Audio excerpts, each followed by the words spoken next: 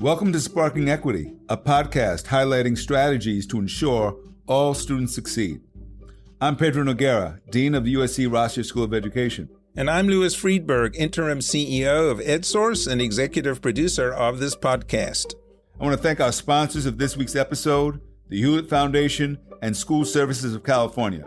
Without their support, this episode would not have been possible. Well, Pedro, it's an unfortunate fact of our democracy that young voters, 18 to 24-year-olds, turn out at lower rates than any other age group.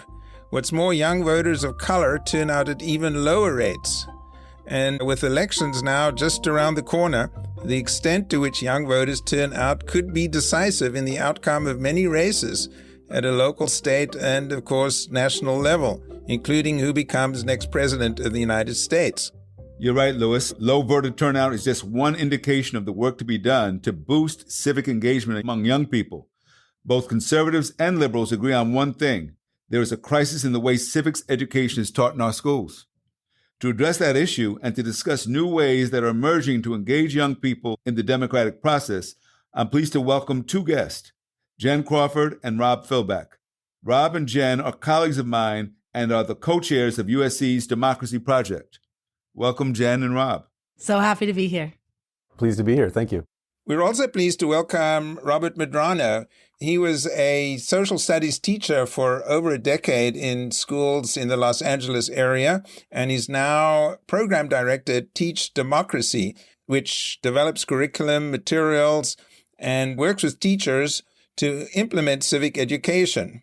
He has also worked very closely with the Democracy Project as our lead teacher. Thank you, Robert. Thank you, Pedro. Pleasure to be here today. So let me start with a basic question, because our audience may not fully understand what civics education is and why it's so important for a healthy and equitable democracy. Maybe, Jen, you could get us started. Thank you so much for that question. We believe it's important for engaging diverse citizens.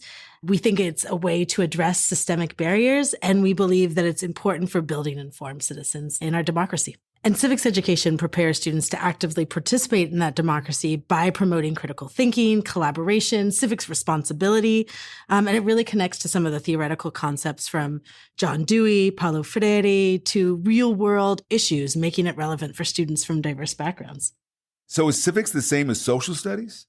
I would say no, because when we're talking about civics education, we're really thinking about the skills, mindsets, dispositions that are needed to actually participate in our democracy, not just understand it and convey factual knowledge about it.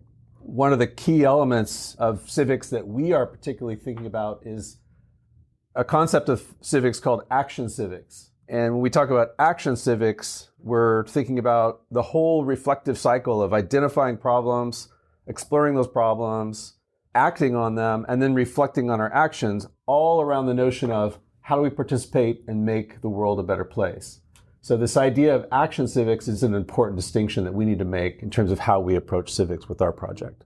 Pedro, you mentioned, is it social studies? And I think that's our default, because for hundreds of years, we've designed our system to say civics belongs in social studies, where I think there's a lot of authors that really challenge us with that thought and have us think about how could this play out in other subject areas too, because ultimately it's about preparing students and adults for participating in our democracy. And in doing so, we'll have a more functional and healthy democracy when people's voices are listened to and they have an opportunity to participate.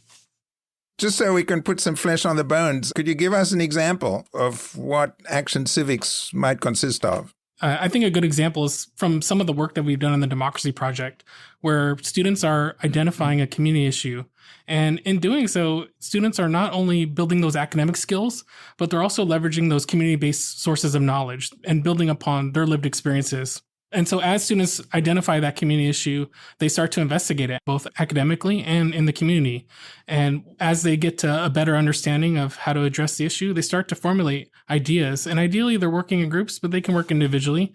And they're starting to explore, how are we going to address that issue? And it's not just thinking about it, but then doing it. So taking civic action, and we're talking about voting, we're talking about having conversations with people, we're talking about possibly contacting officials, maybe not. It's a huge range of actions that play into that I know we can talk more of later.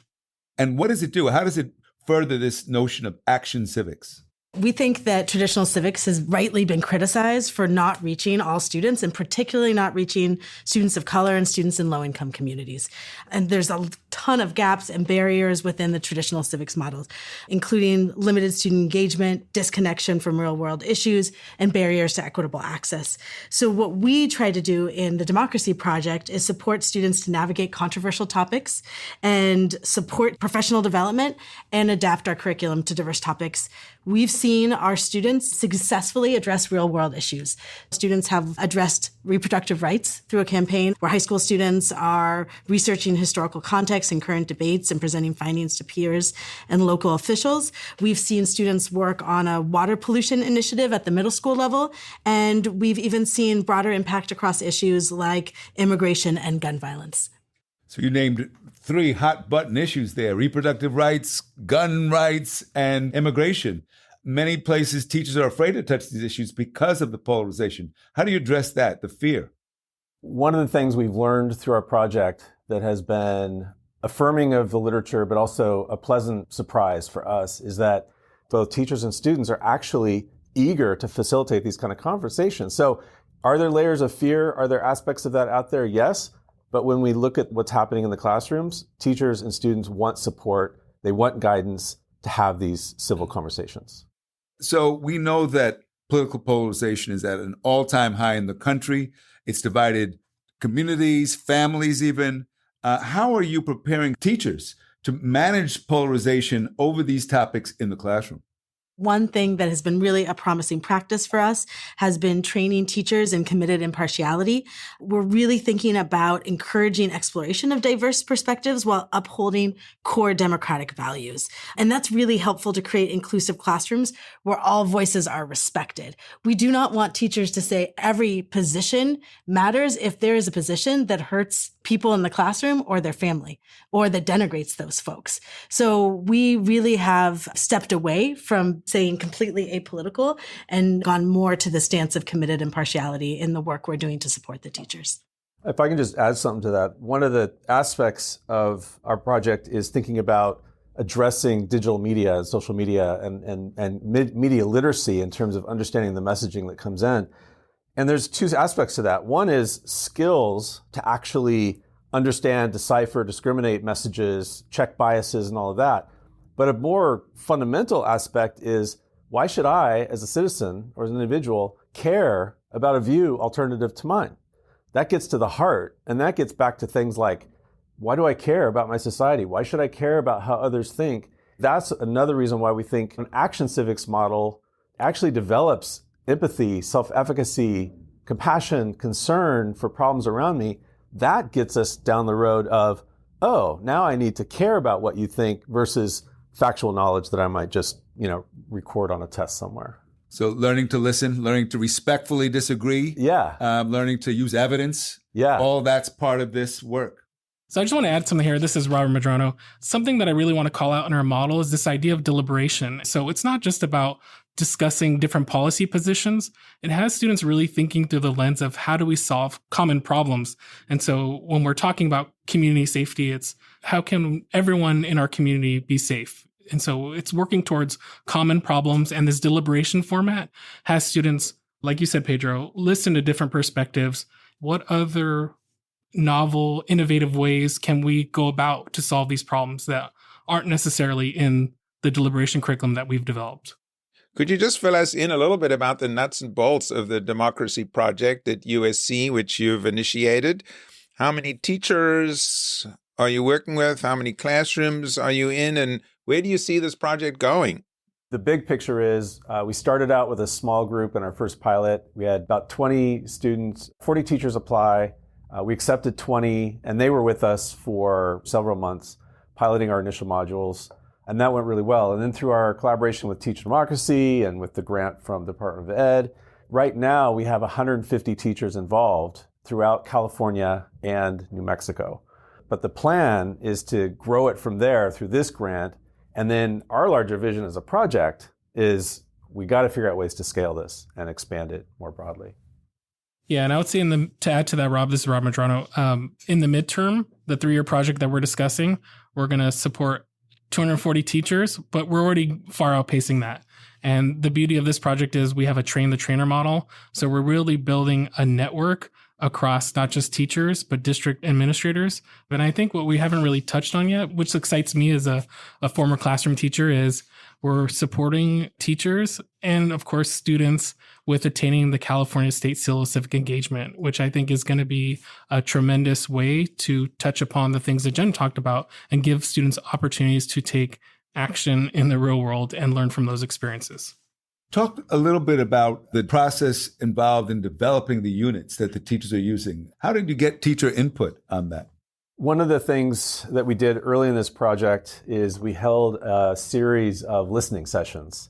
And as we were thinking about, how are we going to go about this, we knew we didn't have all the answers, and instead we wanted to really have this be from the ground up. So I would say through those listening sessions where we gathered administrators and site leaders together, we had one with superintendents and we had one with teachers.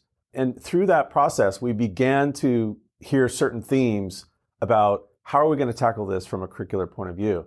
And that really led to the idea that this has to be student driven. This has to be topics that students care about and want to think about.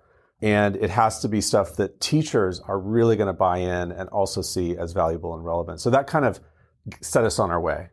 Just to add to that, I think teachers have been at the center of the development of this work. While we have had folks and institutes across USC and nationally and even globally give guidance and support, really teachers' voices have guided that work and sharing what their students are finding engaging about that work. And that has really pushed us to seeing civics education from this action lens where students are coming together to solve shared problems. So I've heard that you're also trying to incorporate ways to make the civics education culturally relevant, culturally responsive. What does that look like in the classroom? So we have to find ways as action civic educators to engage, enlist, empower our learners in order for them to see themselves as part of this civic landscape and civic fabric. Three things seem like crucial values. One is reflecting lived experiences and really integrating students' experiences and curriculum issues into the curriculum, making those topics more relevant. Again, how should we live together justly, I think, is a guiding call. Secondly, ensuring that diverse cultural backgrounds are represented through this approach and that multiple voices are included in this conversation. And thirdly, closing equity gaps by developing skills like critical thinking, collaboration, and leadership among underserved students, leading to more meaningful democratic participation to solve the problems that impact every single student in the classroom. Can we talk a little bit about media literacy? Because as we know, more and more people are getting their information and their news from various media sites, social media. And we know on those sites, there's often misinformation, outright fake information. How does Democracy Project help students to navigate that? We have developed modules on critical media literacy where students are involved in curating multiple forms of media, analyzing those media messages, creating their own media, and reflecting on their media sharing and media consumption practices. It really, again, comes back to this question, how should we live in a media-rich world justly? How do we consume and produce that media in ways that respect and solve problems? This is Rob. I'll add that we have to include media literacy and think about that. And the fact is, we're really dealing with just an expanded digital divide. We know that screen time and social media use is higher among students of color. And then if you think about after high school, we know that among workers, digital skills gaps are higher among workers of color as well. So to leave this out of the equation would really be a major omission. We're talking with Jen Crawford and Rob Philback of the Democracy Project at the University of Southern California and Robert Medrano from Teach Democracy in Los Angeles. Robert Medrano, you were going to jump in. There's been fundamental shifts in the way that students access information, the type of discourse that's happening in these online environments, and also the tools that they're using. And one thing that, we're finding in our work with teachers is they've communicated we don't feel prepared to teach this to our students. We ourselves need to learn these tools that they're using. And so I think part of our work is also supporting teachers with media literacy for democracy, helping their students not just gather information, but deconstruct those media messages, be prepared to discuss them, and also to produce media themselves, thinking about ethical production. I'm thinking now about teachers in red states, red communities, where some of the topics that we're encouraging them to talk about have even been banned. How would we work with teachers in those areas? We made a strong effort to include teachers from red counties as well as blue counties across California and New Mexico. We are currently working with teachers from districts in Butte, Tehama counties, Siskiyou counties. These are all red counties in far northern California, where we have some of the highest rates of students earning the state seal of civic engagement. They're doing some incredible things. You have highly polarized classrooms.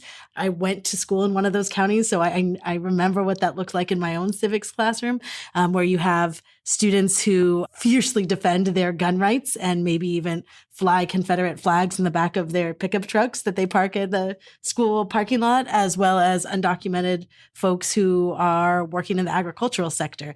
How do you talk about gun violence in that kind of climate? And we've had some incredible teachers who've said, if we set ground rules, if we share and are open with all family members about this guiding question about how do we keep everyone in this community safe?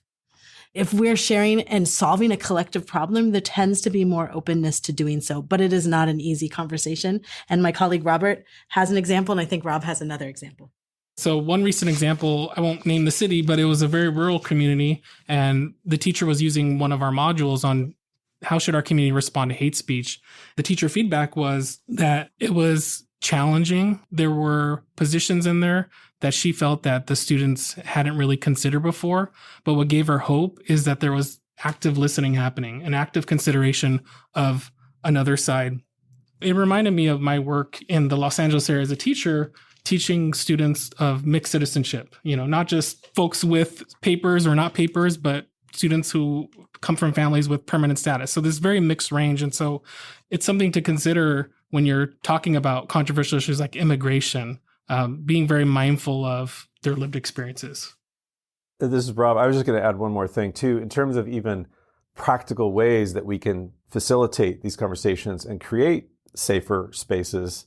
One quick example is you don't have a dialogue where you posit two different positions and students have to take a side. Instead, you have to have at least three. And it's not necessarily about finding consensus. It's about understanding the different views. So little things like that we integrate into our curriculum are part of the process of making sure that it's a place where people can have real dialogue. And Jen, if I could just follow up on that, and we touched on this earlier, but maybe you could flesh it out a little bit more. Traditional civics education has been criticized for not reaching all students, particularly students of color and students in low-income communities. Why is that? There's three reasons that I want to touch on.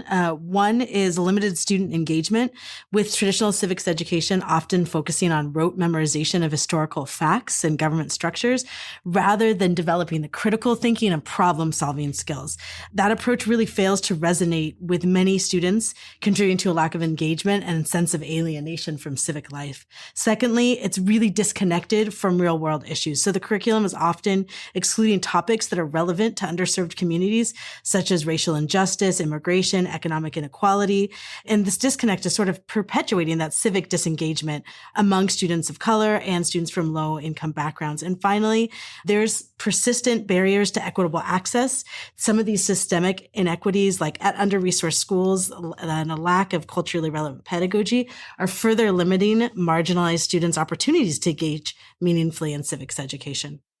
All very impressive. Louis, what do you think when you hear about this? Do you think our democracy is in good hands with this kind of work going on? Well, we have to work on it. I know that we all feel that our democracy is on the line in terms of what the outcome of this election will be in a few days, really. I wanted to ask Rob Philback, Robert Medrano, Jen Crawford, to what extent do you think this work would contribute to young people voting? Can this contribute to greater civic engagement across the board? The short answer is yes. But we do need to scale it up as we approach the 2024 election. What gives me and my colleagues hope based on our work, particularly about the role that young people can play in revitalizing democratic participation, are three things. One, increased youth engagement. We've seen from this action civics approach that young people can drive meaningful civic actions, including but not limited to voting. Secondly, growing political awareness. Students are developing more critical perspectives on societal issues, demonstrating an ability to collaborate across differences. And thirdly, thinking about civics education, fostering a sense of agency among students, making them feel capable and recognize their power in influencing political outcomes, and viewing themselves as active participants in democracy, viewing themselves as responsible for not only answering, but acting on the question, how should we live together justly in a democracy?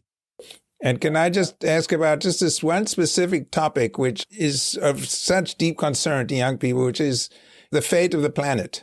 So many young people just feel that the system has completely failed them, and their parents have failed them for not addressing this issue. And of course, they are the ones who will be living on this planet for decades to come.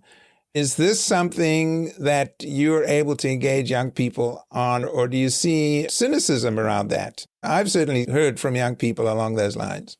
This is Rob Philback. We have not experienced cynicism, but in fact, it's been a major component and theme among the projects that we've seen. Something that's really given me hope from this project, and hope for the future related to whether it's election turnout or the environment, is really how I think kids are willing to lead the way. I think that so many of the problems that we're seeing now, even in terms of some of the legislation that Robert talked about, limiting what can be talked about, that's all coming from adults and outsiders. And I think what we've seen to this is kids really want to talk about things in much different ways than we've seen before. And so that gives me hope. One more question, and then I'll turn it back to you, Pedro, to wrap up this great conversation. Do you see schools as the place where this has to happen? Because there's so many obstacles to doing this in the schools. On the other hand, this is where kids are. I will just quickly say, we have really learned a lot through this project. We see the need to scale and expand our curriculum, but we've also seen that this can't be about the classroom space or even the school site space. What we're starting to think about is how this could be expanded system-wide. And in part of that actually is, as a result of this project, we've actually started work with two of our close colleagues here in Rossier, Professor Julie Marsh, Professor Haria Jabbar, and together with their work, which is focusing on different levels of the system, Julie at the educational governance level, Haria looking at actors outside of the school impinging on education, we're starting to put together what we're calling the Democracy and Education Collective, because we really think that to really address this, we have to have a systemic approach and look at all aspects of a district or an educational system and how these pieces are playing together and working together to support the kind of change that we want to see.